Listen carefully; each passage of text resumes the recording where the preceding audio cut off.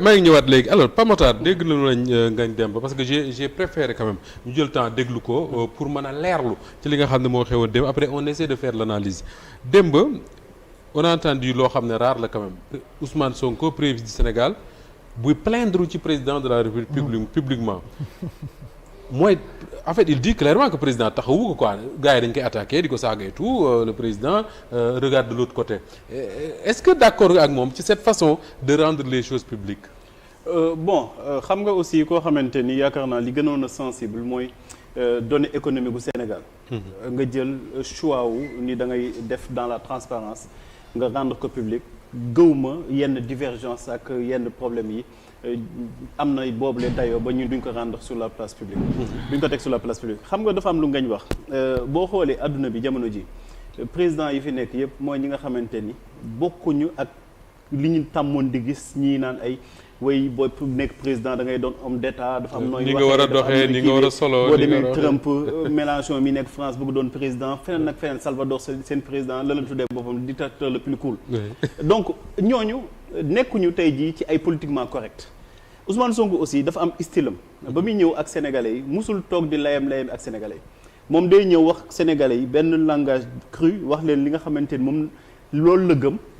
sénégalais aussi épousé Ousmane Sonko ci façon boobu du Amadou Ba bi wax ancien PM du Idrissa Seck bi wax Ousmane Sonko la alors Ousmane Sonko bu fal woon tey jii commencé di am benn langue de bois mais day jaaxal ñu bëri dañuy naan boobaa réalité du pouvoir moom moo ñëw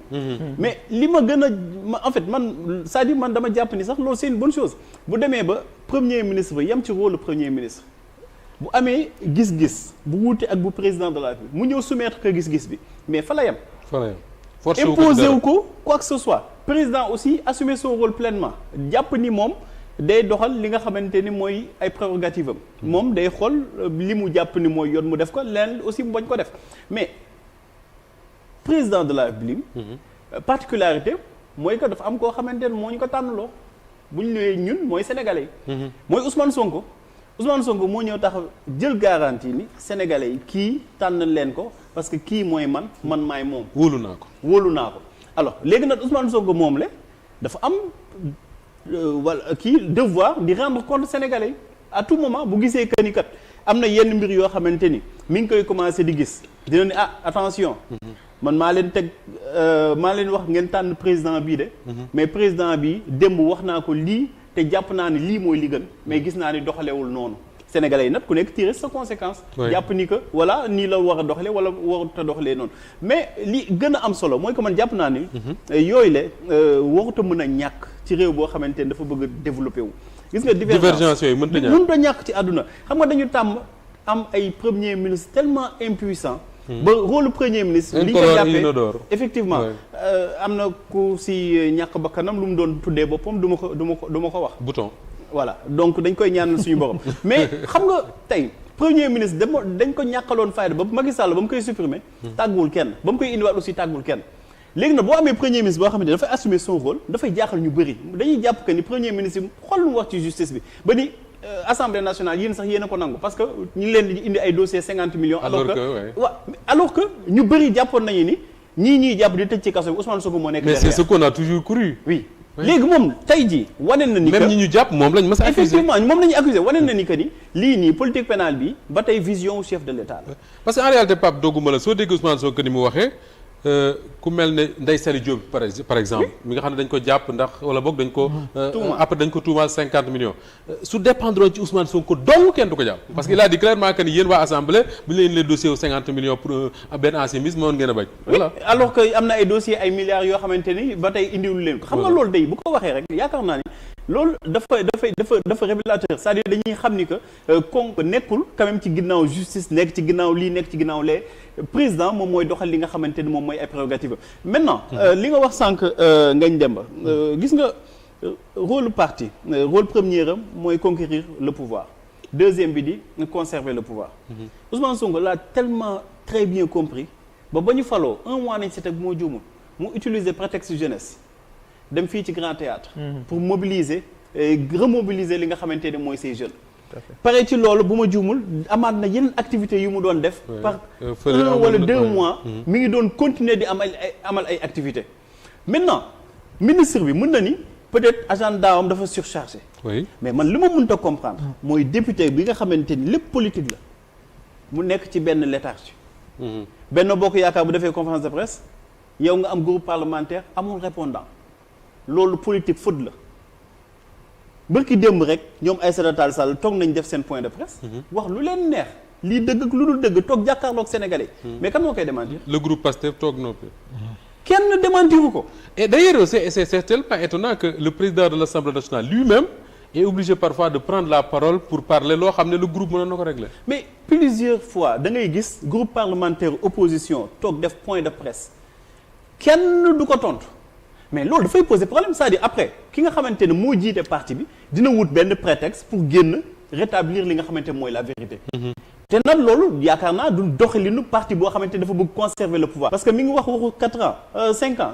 du 5 ans parce que da nga siy génne 2 années électorales yi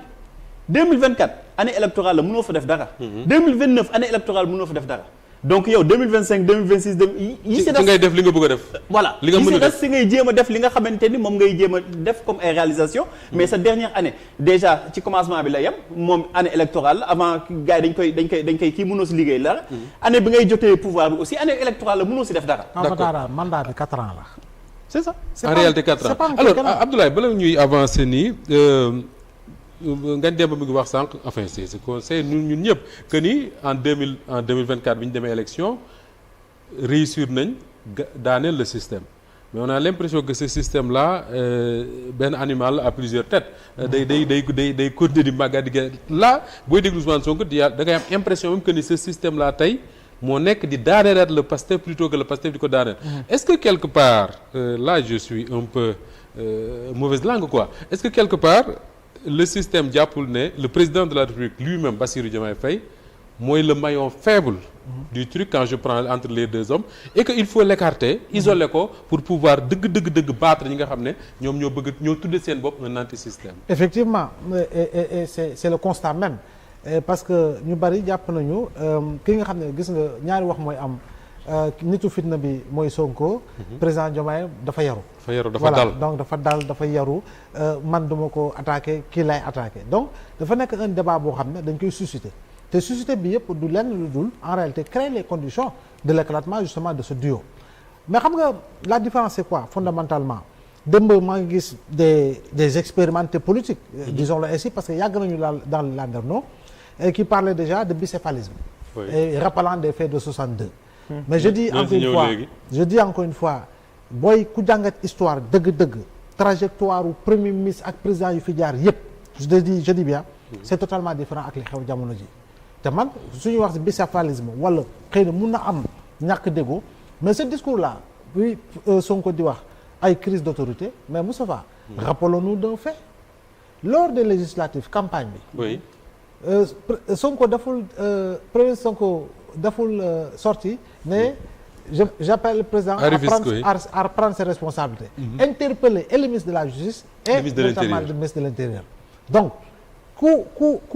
wax le président devant tes responsabilités bu ñëwaat di wax affaire crise d'autorité am na noo koy jàngatee léegi nag fee yëpp boo koy jël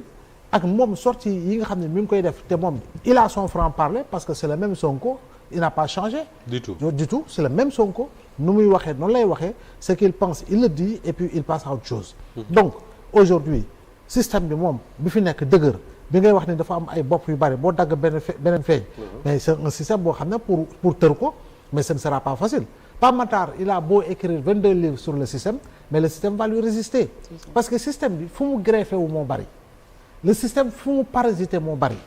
donc yow pour nga mën a chercher le remède pour dagg système bi partout fi nga xam ne fa la greffé wu ce sera très difficile maintenant il faut des stratégies dérouler stratégie bi c'est quoi c'est-à-dire isoler ki nga xam ne mooy le premier ministre mooy le président parce que qui détient la légitimité qui détient l'appareil politique mais c'est le premier ministre kan nga xam ne mooy haranguer les foules kan la ñuy déglu kan moo am tous ces lieutenants et le président en fait partie des lieutenants même du premier ministre mais c'est encore le premier ministre donc aujourd'hui kii nga xam ne moom la Indien yi taxaw xam nga yore flèche yi si yeeg ak ñoom navajo yi mais c'est le premier ministre donc kooku moo nekk l'homme à abattre donc yow kii nga xam ne moo yor lépp mais tu vas considérer que le jar moo koy attaqué parce que c'est le moyen faible. Si l'autre véritablement le lâche, mais il se retrouve avec rien du tout. Maintenant léegi yow naka ngay tabaxee da ngay dérouler stratégie tout le temps mais stratégie bi comme ni ko Pape Matar waxee dafa am benn jamono je l'avais dit aux côtés du doyen Mamadou Sy Albert Sy bu ñu def benn émission. Oui. Je disais que aujourd'hui PASTEF doit se réapproprier li nga xam ne mooy la communication politique partant d'une réorganisation étant donné que am na ñoo xam ne aujourd'hui le temps ne leur permet plus d'être véritablement présent de manière permanente sur les plateaux et pour répondre. Donc wax naa tey jii nii secrétaire national à la communication il peut avoir son numéro 2. Il peut garder le poste de secrétaire national à la communication mais il peut avoir son adjoint boo xam ne en réalité rôle bi mu doon jouer de manière permanente te jotam maytu ko da ko war a def porte-parole bi nga xam ne am na bu dee am na je sais pas si la n'existe. Le porte-parole de PASTEF. Si la n'existe Maître aujourd'hui moom député la je pense président de commission la temps bu ko jotul tam war nga am une palette véritablement de porte-parole 2 à 3 porte-parole yoo xam donc je dis tollu bi ma koy wax je crois bien qu'il y a à peu près 6 mois que ni impérativement bu ñu buggee bañ a dund léthargie carrément par rapport à une réponse politique mais par rapport ak lépp li nga xam ne sur le plan politique c'est de la désinformation ñoom naka la ñuy mën a réapproprier la désinformation pour aller dans le sens de donner la bonne information au-delà de leurs militants et sympathisants aux Sénégalais dafa am rôle boo xam ne ñoom ñu ngi ko bàyyi nañ ko depuis lors donc Premier ministre dafa mel ni jukki na loolu quelque part bu fekkee ni effectivement déglu nga ko bu baax. D'accord. Alors Pape Moussa est-ce que quelque part le système nekkuñu di jaar par le président de la République